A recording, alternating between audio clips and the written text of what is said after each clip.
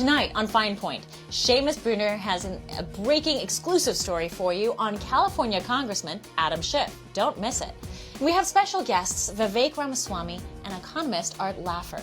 We discuss BRICS, the future of the American dollar, and the two philosophies that drive every policy today.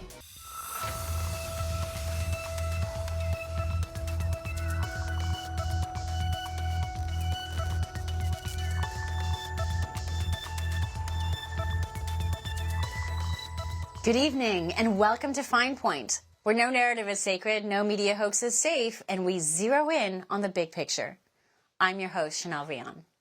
Can you feel it in the wind? It's 1775 again. When we elect a politician, we expect them to represent us. As time goes on and that politician rises in the power rankings, we continue to push them there. And along the way, you hope also that they won't forget where they came from. But Washington is a seductive place. It makes people forget their roots. This is especially the case for politicians whose districts are far away from the nation's capital. All of Congress, by virtue of the job description, are commuters. They travel back and forth between their home state and Washington. For some, the commute isn't that bad. President Biden famously took Amtrak back and forth from Wilmington, Delaware to D.C. Not a hard trip. For other lawmakers, they usually can be found catching a flight out of D.C. back home every Thursday afternoon. But other lawmakers happily sink into the bog. One such bog dweller, it should come as no surprise to anyone, is Chief Trump-hating, failed Hollywood scriptwriter, California Representative Adam Schiff. Veteran investigators Christine Bish and John Stubbins filed an ethics complaint last week alleging that Adam Schiff committed fraud and perjury by declaring both his homes in California and Maryland as his primary residence, thereby violating state and federal laws, so they say. Now, many lawmakers keep a place in Washington, especially if they represent a state from far away, like Schiff does. But only one of their homes can be considered their primary residence.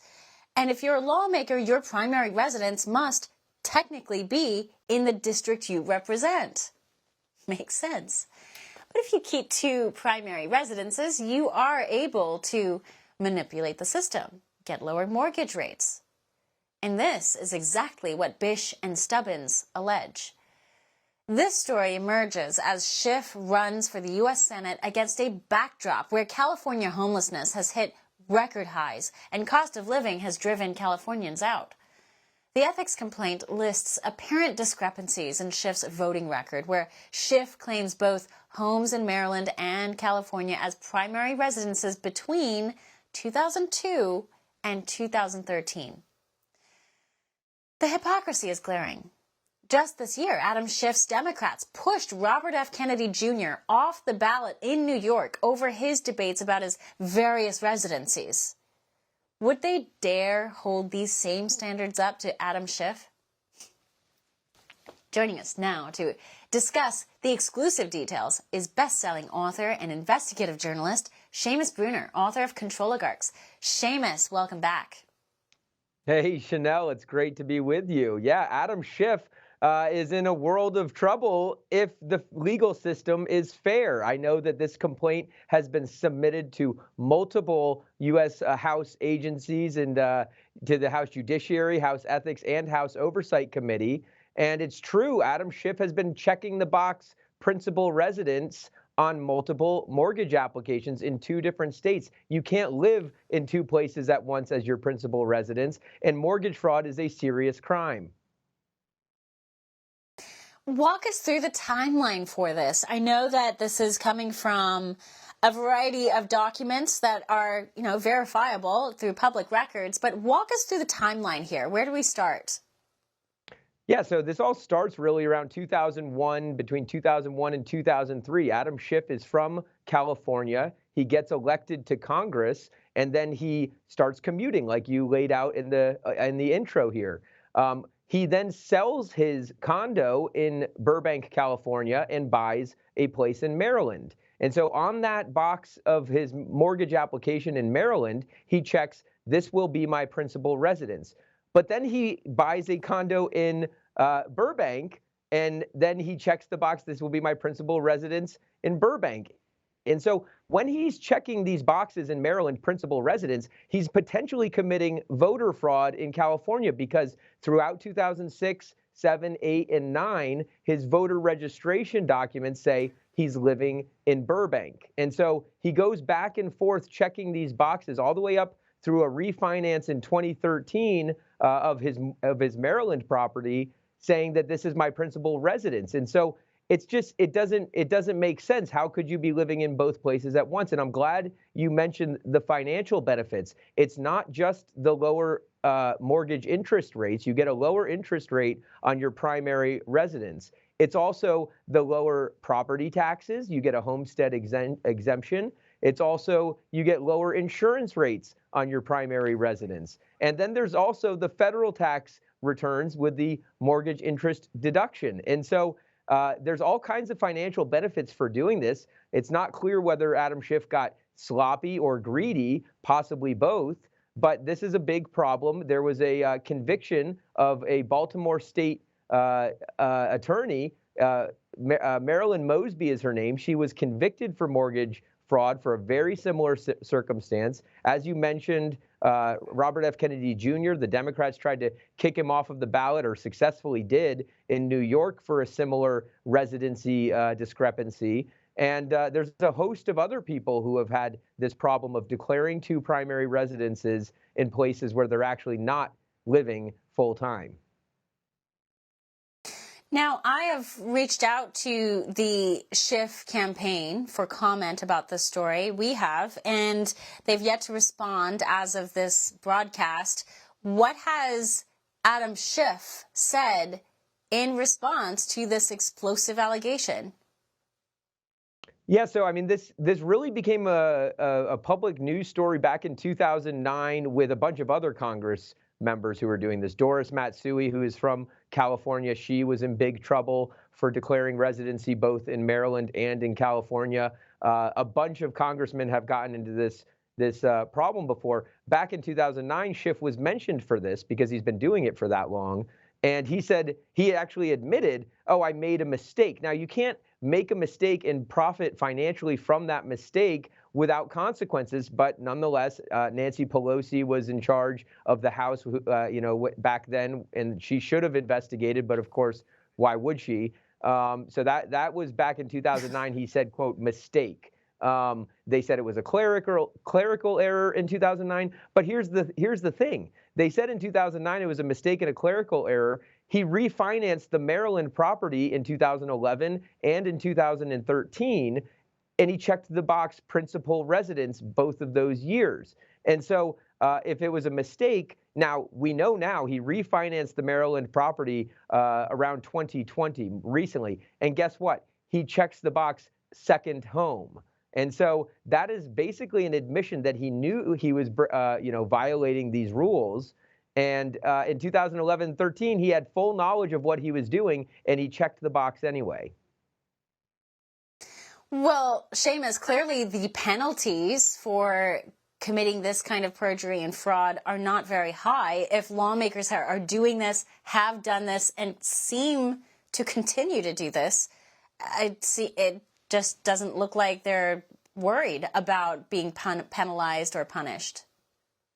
Yeah, if this were Donald Trump, they would have buried him under the prison by now. But for Adam Schiff, he gets off scot-free. And so what's really interesting, actually, is going to see how this develops, because in Maryland, the penalties are extremely harsh, much harsher than in California, for committing mortgage fraud, for checking the wrong box on these loan applications. And so what would be interesting is if he says that actually this whole time, all along, Schiff has maintained that, yes, he is a full-time resident of Burbank. He is a primary resident of Burbank, California, where his district is. It looks really bad if you're trying to represent people, but that's not where you live. It's not even allowed under House rules. Also, it would be voter fraud if he was claiming that he could vote in California if he was actually a Maryland resident. But what's interesting is the Maryland penalties are much stricter than the California penalties. So if justice were to be done, Adam Schiff's best argument would be to say, actually, I have been a Maryland resident all along, because he would want to avoid the 20-year prison sentence that mortgage fraud could carry in that state. Incredible point. And that is something I guess the other lawmakers haven't really faced. They come from states that are a little more lenient about this. But again, Democrats seem to get away with this kind of stuff. I know you cover corruption and political corruption on both sides of the aisle, but inordinately, Democrats get away with these kinds of games, shenanigans, and mistakes way more than Republicans do. And I don't see that changing anytime soon. Well, here's the thing, Chanel. These could be federal crimes. And so if there is a change in the administration, I suspect a President Harris would look the other way on her good friend from California, Adam Schiff. But a Trump presidency, a Trump DOJ, could prosecute these crimes. Now, Adam Schiff will likely argue that the statute of limitations has run out on some of these things. It was, quite a while ago. However, because the statute of limitations actually only kicks in for certain crimes once upon the date of discovery, which is very recently, actually. Most people did not know about this until very, very recently. This complaint filed by Christine Bish was not filed until this year. And so, some of these details, some of this evidence means that no one knew about these things until just recently. So the statute of limitations may not kick in. Federal crimes are prosecuted by the DOJ. Trump would have an opportunity to the Trump DOJ to investigate these matters. Oh, that's an excellent point. But then didn't you say that some of these allegations had popped up a few years ago with Schiff? I guess not conclusively. Not conclusively. There is a potential whistleblower, someone who is willing to come forward. We're still talking to him, who worked in the mortgage company, who saw these things and said, this is perjury, said what Adam Schiff has done is perjury. And so, when a whistleblower can come forward and bring forth new evidence that no one else would have had access to, that would bring, up the statute of limitations potentially. Interesting. No, that's an angle I think that hasn't been pointed out before.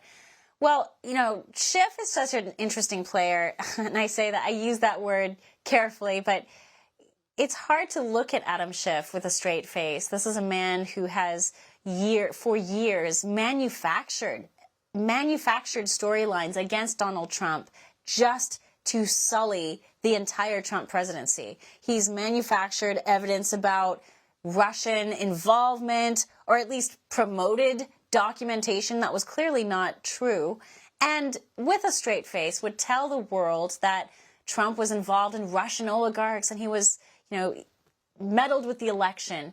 And here's Schiff himself trying to stand up and say he's a credible guy. It's a joke.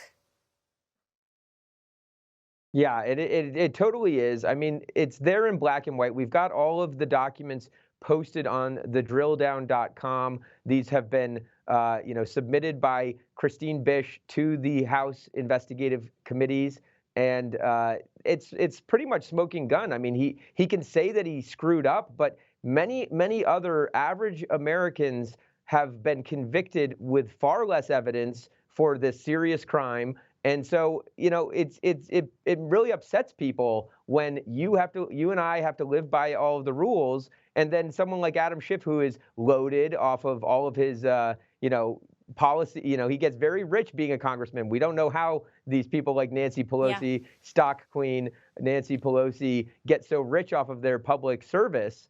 But Adam Schiff has done extremely well for himself, and for him to be taking these additional financial benefits and not repaying them, he needs to repay as a form of restitution the benefits he got. These loans were federally subsidized, federally backed loans, and so taxpayers are on the hook for such loans. And so for him to be taking advantage like this is unconscionable. I think the key to this whole conversation will be on when that statute of limitations actually kicks in. And I'm sure there's going to be a lot of debate about that, but I think that's key to this conversation. Did it kick in back when it was discussed, back when, what is what is discovering, right? And that'll be a realm for the lawyers to argue, I'm sure. All right, Seamus, don't go anywhere. We have to take a quick break. But you're also working on another story. You actually put out a great report recently, and it really sounds the alarm on voter rolls. Stay right here. We'll be right back.